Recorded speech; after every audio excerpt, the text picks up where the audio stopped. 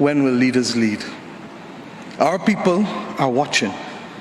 If 1/3 of the world literally prospers and the other 2/3 of the world live under siege and face calamitous threats, leaders must not fail those who elect them to lead. Your Royal Highness, Excellencies, distinguished guests, ladies and gentlemen, the pandemic has taught us that national solutions to global problems do not work. We come to Glasgow with global ambition to save our people and to save our planet, but we now find three gaps. On mitigation, climate pledges or NDCs. Without more, we will leave the world on a pathway to 2.7 degrees, and with more, we are still likely to get to 2 degrees.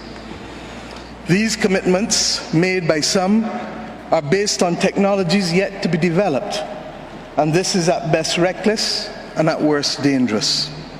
On finance, we are $20 billion short of the $100 billion, and this commitment, even then, might only be met in 2023. On adaptation finance remains only at 25%, not the 50-50 split that was promised nor needed given the warming that is already taking place on this earth. Climate finance to frontline small island developing states declined by 25% in 2019. Failure to provide the critical finance and that of loss and damage is measured, my friends, in lives and livelihoods in our communities. This is immoral and it is unjust. If Glasgow is to deliver on the promises of Paris, it must close these three gaps. So I ask to you, what must we say to our people living on the front line in the Caribbean, in Africa, in Latin America, in the Pacific, when both ambition and regrettably some of the needed faces at Glasgow are not present? What excuse should we give for the failure? In the words of that Caribbean icon, Eddie Grant, will they mourn us on the front line? When will we, as world leaders across the world, address the pressing issues that are truly causing our people angst and worry, whether it is climate or whether it is vaccines? Simply put, when will leaders lead? Our people are watching, and our people are taking note. And are we really going to leave Scotland without the resolve and the ambition that is sorely needed to save lives and to save our planet?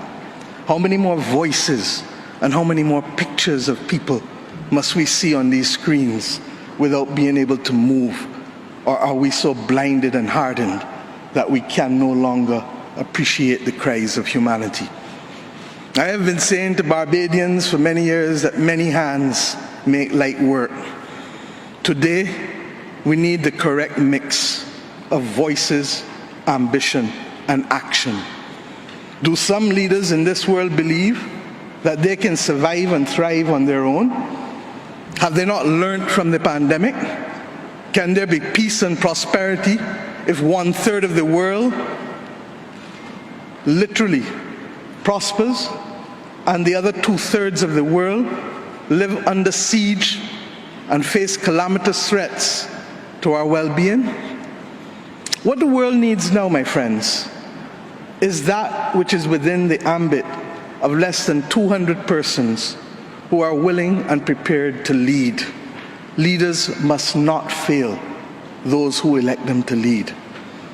And I say to you, there is a sword that can cut down this Gordian knot, and it has been wielded before. The central banks of the wealthiest countries engaged in $25 trillion of quantitative easing in the last 13 years. 25 trillion.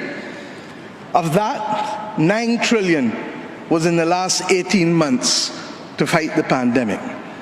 Had we used that 25 trillion to purchase bonds, to finance the energy transition, or the transition of how we eat, or how we move ourselves in transport, we would now today be reaching that 1.5 degrees limit that is so vital to us.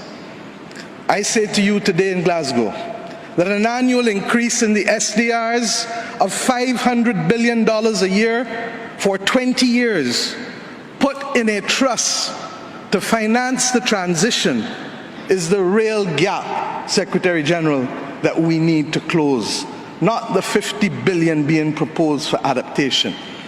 And if 500 billion sounds big to you, guess what? It is just 2% of the 25 trillion. This is the sword we need to wield. Our excitement 1 hour into this event is far less than it was 6 months ago leading up to this event. Can we, with those voices and these speeches from Sir David and others, find it within ourselves to get the resolve to bring Glasgow back on track? Or do we leave today believing that it was a failure before it starts? Our world, my friends, stands at a fork in the road. One no less significant than when the United Nations was formed in 1945. But then, the majority of our countries here did not exist. We exist now. The difference is we want to exist 100 years from now. And if our existence is to mean anything, then we must act in the interests of all of our people who are dependent on us. And if we don't, we will allow the path of greed and selfishness to sow the seeds of our common destruction. The leaders of today, not 2030, not 2050, must make this choice.